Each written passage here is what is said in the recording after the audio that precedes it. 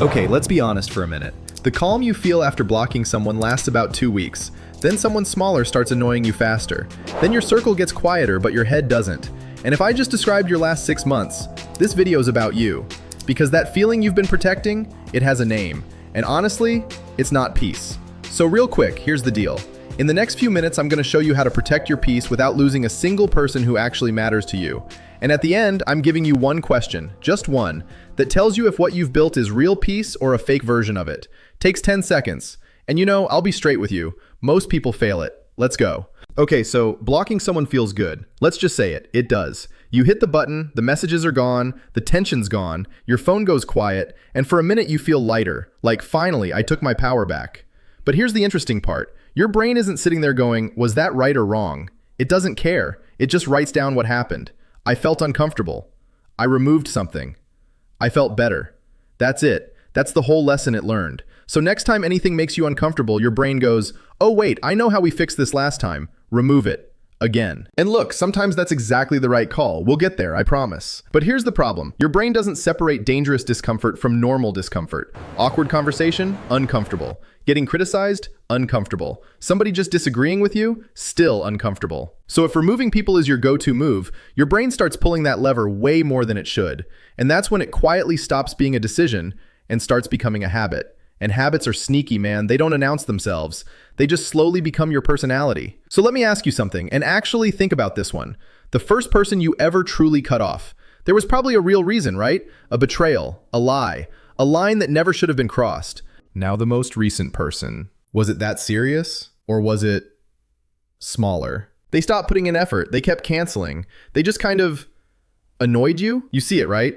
That's the thing about avoidance. It never stays where it started. First, you're avoiding genuinely harmful people, then draining people, then hard conversations, then conflict, period.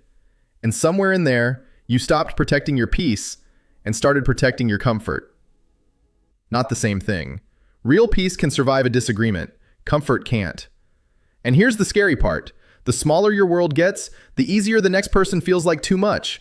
Every removal drops your tolerance a little more. Not overnight, quietly. Little by little. That's why people end up saying, honestly, I just don't like people anymore. But like, people didn't change that much. Your capacity did. And that right there, that exact difference is what the 10-second question is going to expose. But you're not ready for it yet. Because first I need to say something.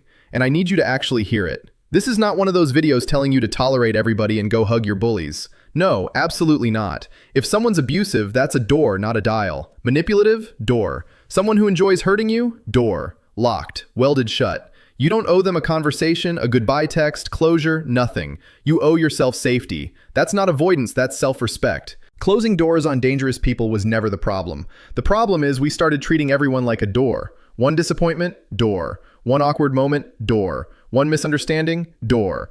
And now we're out here using permanent solutions on temporary problems. Because the truth is, most people aren't doors. They're dials. They're imperfect. Sometimes thoughtful, sometimes selfish. Sometimes they show up, sometimes they flake. Kind of like us. So how do you actually turn a dial? There's 4 of them, and this is the part you clicked for. Dial 1, time. That friend who leaves you drained every single time, they don't need to disappear. You just stop doing every weekend, maybe once a month. Nothing dramatic happened, you just turned the volume down. Dial 2, access. And honestly, this one changed my life. Someone texting you doesn't mean you owe them an answer right now. Your phone lighting up doesn't mean your attention has to. I mean, think about it. We customize everything on our phones. Notifications, do not disturb, focus modes. But somehow every person gets unlimited access to us? Nah, that makes no sense. Protecting your attention isn't rude, it's healthy. Dial 3. Information. This one took me the longest, not gonna lie. Not everybody deserves the deepest parts of you. Some people celebrate your wins, some quietly compete with them. Some can hold a secret, some turn it into content. You don't have to tell everyone everything. Privacy isn't being fake. It's being wise. And dial 4, probably the hardest one. Emotional weight. Someone has one bad day and you carry it for 3. Someone throws one criticism and you replay it all week. But here's something I wish somebody told me way earlier. Other people's emotions can visit you without moving in. You can care without carrying.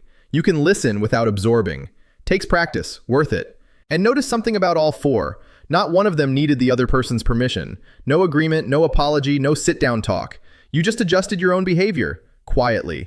No announcement, no protecting my peace post. Real boundaries are honestly kind of boring, quiet, consistent, basically invisible. Okay, you've got the dials now, which means it's time. The question I locked at the start.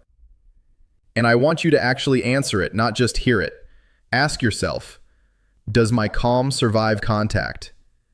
That's it, that's the test. Because here's the difference nobody taught you. Relief feels peaceful, right up until the next uncomfortable person shows up. Peace stays peaceful even when life doesn't. Relief happens because something got removed. Peace exists because something inside you changed. Relief needs distance. Peace survives contact. So if your calm only exists when certain people aren't around, if things only feel okay after somebody leaves, then I'm sorry, but you haven't been building peace. You've been collecting relief. And relief has a problem. It fades. And every time it fades, your brain goes hunting for the next thing to remove. Another person, another friendship, another inconvenience. It's like fixing a leaking roof by moving your chair every time it rains. Works for a minute, but the leak is still there. Real peace doesn't need the world to get quieter. It teaches you to stay steady when the world isn't. And deep down, I think that's what most of us actually want. Not a smaller life, a stronger mind. So here's your homework this week. Don't cut anyone off, just 1 week. Unless they're genuinely dangerous, obviously. Instead, pick one person who's been feeling a little too loud in your life. Not toxic, not abusive, just loud. And ask yourself which dial needs to move. Time, access, information, emotional weight? Pick one. Turn it down, quietly. No announcement, no explanation. Then run the test again. Does my calm survive contact? If it does, that's peace. If it doesn't, at least now you know exactly what you're building toward. Because the goal was never fewer people. It was more freedom. So drop a comment. Which dial is the hardest one for you to turn down? Time, access, information, or weight?